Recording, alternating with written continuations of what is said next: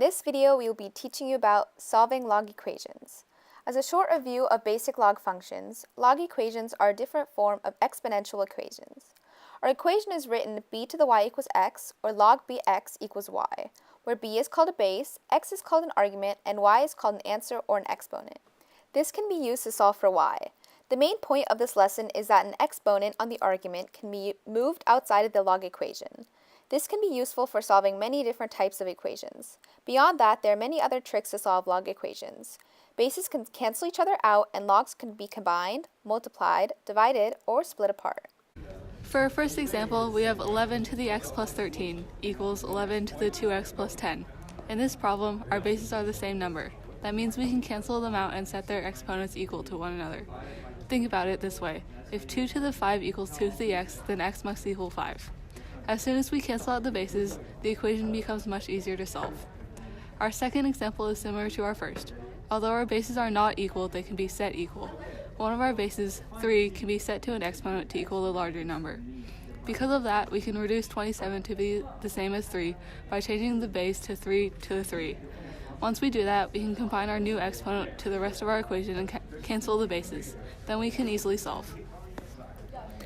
Our next example will introduce a new topic, natural log. With our new equation, our bases aren't equal and can't be set equal. When this happens, we are able to put both sides of our equation into log or natural log equations.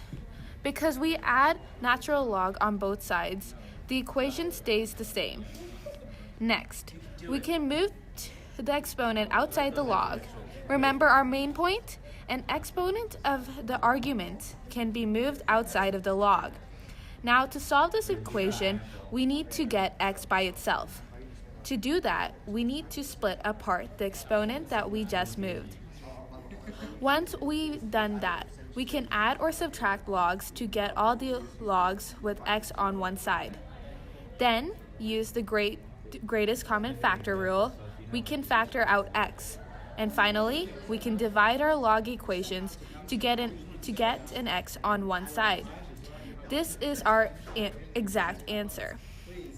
It can be put into a calculator or graphing calculator for an approximate answer.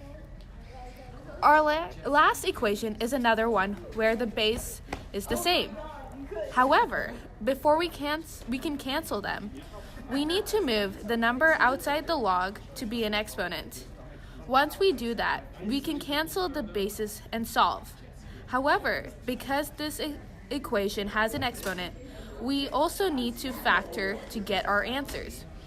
If we can't factor, we unfortunately need to use the quadratic equation.